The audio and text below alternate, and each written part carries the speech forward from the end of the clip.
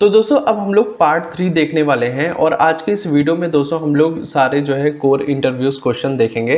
तो चलिए स्टार्ट करते हैं। तो सबसे पहला क्वेश्चन है कि what is ASCII code in Java. तो एस्काई कोड होता क्या है जावा में, तो ये एक न्यूमेरिक रिप्रेजेंटेशन होता है कैरेक्टर का based on the ASCII standard. Suppose दोस्तों हमारे पास जो कैरेक्टर होते हैं जैसे ए है, बी है, सी है, ये सारे हमारे पास क्या है कैरेक्टर है और इसकी एक न्यूमेरिक वैल्यू होती है। तो जो कि दोस्तों आप कोडिंग की हेल्प से इसकी जो है वैल्यू भी आप फाइंड कर सकते हैं। जैसे कि अगर आप ASCII code for the upper case letter A देखेंगे तो ये होता है 65 और अगर लोअर केस का देखेंगे वो दोस्तों होता है 97। तो in Java you can obtain the ASCII code of a character using type casting और by using the char at function से भी आप यूज कर सकते हैं। जैसे आप char C H equal to आप यहाँ पे ए लिया आपने कैरेक्टर इंट एस्काई, यहाँ पे आपने टाइप कास्टिंग करी इंट की सी एच की, तो सी एच में क्या है ए है, तो आपको यहाँ पे जो एस्काई वैल्यू दिखेगी कैरेक्टर ए की वो दोस्तों यहाँ पे 65 मिल जाएगी। तो इस हिसाब से जो है आप टाइप कास्टिंग के थ्रू जो है एस्काई वैल्यू फाइंड आउट कर सकते हो। जैसे string S T R equal to hello है, S T R dot char at आप 0 करते हो तो आपको एच मिल जाता है। फिर एच का जब आप यहाँ पे देखोगे इंट करके तो आपको यहाँ पे एच का एस्काई वैल्यू यहाँ पे मिल जाएगी। तो इस हिसाब से दोस्तों यहाँ पे जो है इंटरव्यू में क्वेश्चन पूछा जाता है कि आपको एस्काई वैल्यू फाइंड करनी है तो आप कैसे फाइंड करोगे। तो दोस्तों यहाँ पे 22nd क्वेश्चन है difference between character constant and string constant क्या होता है। तो in Java character constant and string constant are both used to represent sequence of character but they have some key differences. Like दोस्तों जो character होता है उसमें हम लोग जो है सिंगल कोड का यूज करते हैं और अगर स्ट्रिंग की बात करें तो उसमें हम लोग डबल कोड का यूज करते हैं। A character constant in Java represent a single character enclosed with in a single code. It is a type of char, जैसे कैर सी एच आपने ए देखा इसमें सिंगल कोट यूज हुआ है। और string constant in Java represent a sequence of character enclosed with in double quote के अंदर यहाँ पे होता है। जैसे आप स्ट्रिंग str हेलो देख रहे हैं और ये एक एम्प्टी स्ट्रिंग है। तो इस हिसाब से दोस्तों यहाँ पे जो कैरेक्टर कांस्टेंट होता है और स्ट्रिंग कांस्टेंट होता है हम लोग यूज करते हैं। और अब दोस्तों यहाँ पे 23rd क्वेश्चन है what are constant and how to create constant in Java. Constant का मतलब ये होता है कि अगर आपने एक बार कांस्टेंट डिफाइन कर लिया तो आप उसे चेंज नहीं कर सकते। तो जावा के अंदर दोस्तों हम क्या करते हैं फाइनल कीवर्ड की हेल्प से हम जो है कांस्टेंट क्रिएट करते हैं। जैसे कि in Java constant are variable whose value can not be changed once they are assigned. They are typically used to represent fixed values और values that are not expected to change during the execution of a program. मतलब जब program execute हो रहा हो तो उस time भी आप जो है उसकी वैल्यू को चेंज नहीं कर सकते। Constant in Java are declared using the final keyword की हेल्प से दोस्तों यहाँ पे हम लोग क्रिएट करते हैं। जैसे फाइनल आप लिखेंगे, फिर यहाँ पे फाइनल इंट मैक्स वैल्यू जैसे 100 है और फाइनल डबल ये पाई 3.14159। तो दोस्तों जो वैल्यू हमें कभी भी चेंज नहीं करनी है थ्रू आउट द प्रोग्राम हम उसे फाइनल बना देते हैं। जैसे पब्लिक क्लास माई क्लास हमने बनाया पब्लिक स्टैटिक फाइनल इंट, फिर यहाँ पे वैल्यू लिख दिया, सेम ऐसे पाई की वैल्यू है। तो constant improve code readability by providing meaningful names for fixed values. तो दोस्तों यहाँ पे 24th क्वेश्चन है डिफरेंस बिटवीन, आपको ये ऑपरेटर दिख रहे होंगे, इनको दोस्तों हम लोग राइट शिफ्ट ऑपरेटर बोलते हैं। तो in Java both are right shift operator use to shift the bit of a binary number to the right.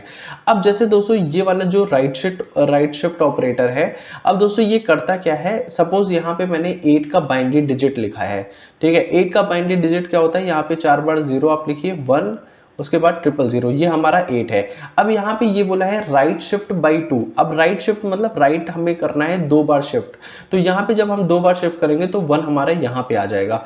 तो इसका आंसर बनेगा ये 0, फिर यहाँ पे हो जाएगा 0 0 1 0, ठीक है, ये आंसर बनेगा। और उसके बाद यहाँ पे 1 है तो आपका आंसर यहाँ पे 2 आ जाएगा। तो इसका आंसर दोस्तों यहाँ पे 2 आ जाएगा, ठीक है। और अगर इसकी बात करें दोस्तों यहाँ पे ये जो ट्रिपल आपको राइट शिफ्ट ऑपरेटर दिख रहा है is the unsigned right shift operator which fill vacant position with zeros regardless of the sign of the operator. अब जैसे दोस्तों यहाँ पे num -8 है, अब num -8 का जो है आप बाइनरी देख सकते हैं। यहाँ पे अगर यहाँ पे 2 पोजीशन राइट की तरफ फिल करना है, मतलब जो बैकेंड वैल्यू हमारा फिल करना है राइट शिफ्ट में, तो यहाँ पे ये फिल हो जाएगा और ये वाला 0 भी फिल हो जाएगा। तो आपका यहाँ पे देखिए 1 1 फेल होकर के 0 हो गया, विच रिप्रेजेंट द वैल्यू। तो जब आप यहाँ पे इस बाइनरी की डिजिट की वैल्यू निकालेंगे तो कुछ इतनी आएगी, तो 1073741822 इतनी वैल्यू आपको दिखेगी। तो दोस्तों आई होप ये आपको जो है राइट शिफ्ट ऑपरेटर समझ में आ गया होगा, ठीक है। अब दोस्तों यहाँ पे 25th क्वेश्चन है, what is a relationship in Java. Java के अंदर इज अ रिलेशनशिप का मतलब ये होता है इनहेरिटेंस। और इनहेरिटेंस दोस्तों यहाँ पे ऊप्स का एक मोस्ट इंपॉर्टेंट कॉन्सेप्ट होता है जो कि आपको यहाँ पे जानना जरूरी होता है। In Java is a relationship refer to inheritance which is one of the fundamental concept of object oriented programming. It describe a relationship between two classes where one classes is specialized version of another classes. अब inheritance क्या होता है? Inheritance is a mechanism by which a new class, sub class या फिर derived class inherit properties and behaviour, field and method from an existing class that is super class. मतलब दोस्तों हमारे पास जो चाइल्ड क्लास होता है वो सारी प्रॉपर्टी जो है इनहेरिट करता है, किससे? अपने पेरेंट क्लास से। तो यही होता है दोस्तों इनहेरिटेंस। और एग्जाम्पल अगर आप देखेंगे, consider a super class, animal हमारा एक सुपर क्लास है एंड अ सब क्लास यहाँ पे डॉग है। तो यहाँ पे सिनेरियो क्या बनेगा? डॉग इज अ एनिमल, ठीक है। तो अब यहाँ पे इज अ रिलेशनशिप बनता है और एनिमल की सारी प्रॉपर्टीज डॉग के अंदर आ सकती है। अब एनिमल में प्रॉपर्टीज क्या होता है? जैसे ईट मेथड है, ठीक है, रन मेथड है, तो ये दोनों मेथड हम जो है इस डॉग की प्रॉपर्टीज के अंदर डाल सकते हैं। जैसे क्लास डॉग एक्सटेंड्स की हेल्प से हम लोग इनहेरिटेंस यूज करते हैं और इससे क्या होता है? इनहेरिटेंस की हेल्प से कोड को रीयूजेबिलिटी मिलती है। Inheritance allow us to reuse the field and method of existing classes, reducing redundancy in code. अब दोस्तों यहाँ पे 27th क्वेश्चन है, explain about instance of operator in Java. तो इंस्टेंस ऑफ ऑपरेटर का मतलब होता है, सपोज हमने कोई क्लास ए बनाया और क्लास ए का जो है हमने ऑब्जेक्ट बनाया obj1। तो यहाँ पे इंस्टेंस ऑफ ऑपरेटर क्या करता है? वो ये चेक करता है कि ऑब्जेक्ट 1 इसी क्लास का ऑब्जेक्ट है या फिर नहीं है, ठीक है। In Java the instance of operator is use to test whether an object is an instance of a particular class और interface. It is a binary operator that return, ये वैल्यू रिटर्न ट्रू करता है या फिर false if the object is an instance of a specified class और implement the specified interface, otherwise it return false कर देगा। जैसे कि दोस्तों ऑब्जेक्ट क्या होता है? Object is the reference to the object being tested, class is the class और interface being checked against। अब जैसे क्लास एनिमल बनाया, class dog extends animal, class cat extend animal, तो पब्लिक क्लास मेन है, animal यहाँ पे मैंने animal का जो है ऑब्जेक्ट बनाया। और फिर अगर मुझे ये चेक करना है, फिर मैंने एनिमल का ऑब्जेक्ट बनाया और चेक करना है कि यही ऑब्जेक्ट है इस एनिमल का या फिर नहीं, तो बोलियन इज एनिमल। फिर यहाँ पे होता क्या है? सबसे पहले आपको एनिमल लिखना पड़ेगा, ठीक है, ऑब्जेक्ट इंस्टेंस ऑफ, ये आपको लिखना पड़ेगा ऑपरेटर, फिर एनिमल यहाँ पे क्लास, मतलब ऑब्जेक्ट, फिर आपको इंस्टेंस ऑफ, और उसके बाद जो है आपको यहाँ पे क्लास लिखना पड़ेगा। तो ये आंसर जो है रिटर्न करेगा ट्रू या false. So the instance of operator is a useful tool for performing run time checks and ensuring type safety in Java programs में हम लोग यूज कर सकते हैं। अब दोस्तों 28th क्वेश्चन है, what does null means in Java. Java के अंदर नल क्या होता है? तो null is use to signify the absence of a value, it indicate that a reference variable does not refer to any object. मतलब ये जो रेफरेंस वेरिएबल है ये किसी भी मतलब ऑब्जेक्ट को रेफर नहीं करता। अगर जैसे हम लोग नल यहाँ पे यूज करते हैं, जैसे string str equal to null, तो str is initialized to null attempting to access. अगर हम लोग str की लेंथ निकालना चाहें तो हमें एक नल पॉइंटर एक्सेप्शन देखने को मिलेगा। तो initialising reference variable to null before assigning them to actual object, checking for nullity using conditional statement, if statement और the object dot is null methods हम लोग चेक कर सकते हैं कि ये हमारा मेथड, मतलब ये हमारा जो रेफरेंस ऑब्जेक्ट है ये हमारा नल है या फिर नहीं है। तो इससे दोस्तों हम लोग चेक कर सकते हैं। अब दोस्तों 29th क्वेश्चन है, can we have a multiple classes in a single file in Java. तो क्या हमारे पास मल्टीपल क्लासेस होते हैं सिंगल फाइल में?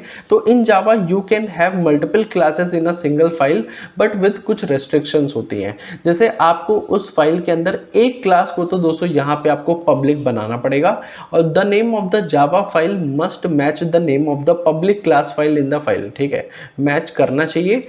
और this public class is one that can be access from outside the, ये पैकेज के बाहर से भी ही एक्सेसिबल किया जाता है। तो ये दोस्तों मॉडिफायर्स जो होते हैं हमारे पास, एक्सेस मॉडिफायर, आगे हम लोग देखेंगे मॉडिफायर के बारे में समझेंगे। Having multiple classes in a single file is useful for organising related classes और for defining small utility classes that are tightly coupled with the main class. अब जैसे यहाँ पे file name multiple class example dot Java बनाया, फिर public class main है, static void main हमने print करा दिया।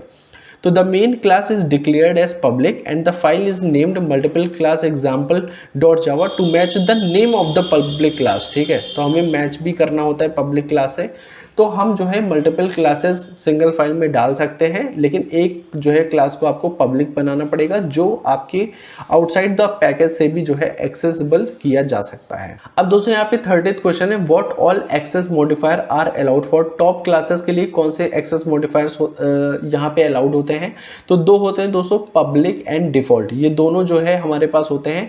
डिफॉल्ट मीन्स नो मॉडिफायर, जब अगर कोई भी मॉडिफायर आप नहीं लिखते हो तो बाय डिफॉल्ट वो नो डिफॉल्ट मॉडिफायर होता है। तो in Java the access modifier allowed for top classes, ये हमारा पब्लिक होता है, डिफॉल्ट होता है।